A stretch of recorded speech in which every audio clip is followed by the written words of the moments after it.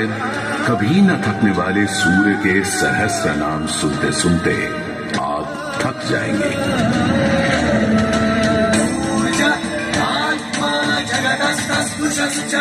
हमारी सभ्यता के सबसे पुराने और आधारभूत ग्रंथ ऋग्वेद के पहले मंडल में ही सूर्य का बखान करती हैं ऋचाएं, और सूर्य से मिली अग्नि से ही शुरू होती है ऋग्वेद की पहली ऋचा अग्नि,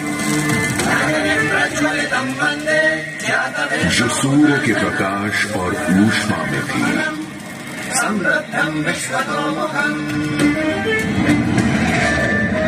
अग्नि जो दावानल और ज्वालामुखी में प्रलयंकारी विध्वंसक के रूप में विद्यमान थी। अग्नि जो चौखट पर पहरेदार तथा चूल्हे में एक मित्र के रूप में भी मौजूद थी।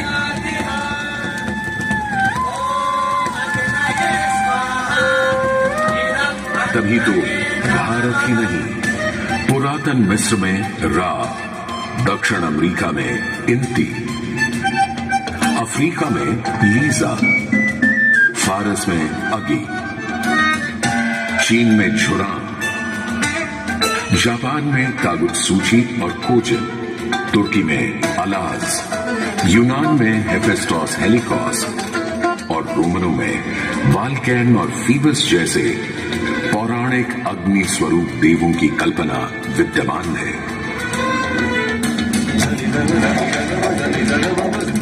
भारत में मान्यता है सूर्य ऋषि कश्यप और अदिति का पुत्र है।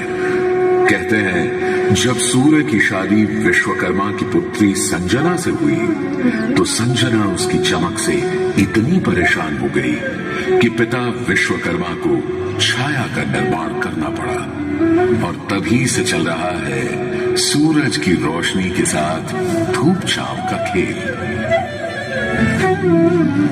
उन्होंने सूर्य के कुछ टुकड़े काटकर उसी से गढ़ दिए थे भगवान विष्णु का चक्र, शिव का त्रिशूल, कुबेर की गदा और कार्तिकेय का भाला। किंतु इतना होने के बाद भी सूर्य बिना रुके अपने 7 श्वेत अश्वों के रथ पर आरूढ़ आकाश की परिक्रमा करता ही रहता है, करता ही रहता है।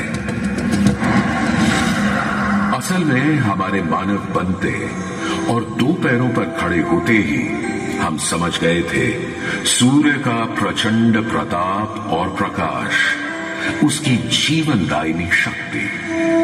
हर पल बदलते संसार में, हर रात घटते बढ़ते चांद वाले आकाश में केवल एक सूर्य ही है जो हर रोज सही समय पर उदय होकर हमारी दुनिया को जगमग, जागृत और जीवित कर देता है और हमें एक अवश्यम भावी स्थायित्व का आभास देता है।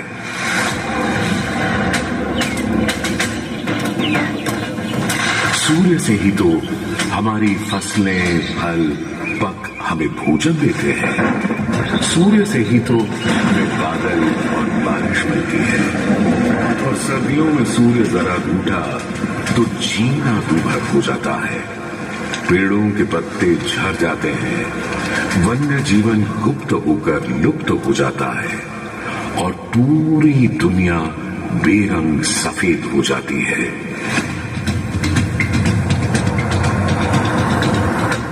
सूर्य ही तो सारे संसार को ऊष्मा, ऊर्जा और ओज से ओतप्रोत करता है।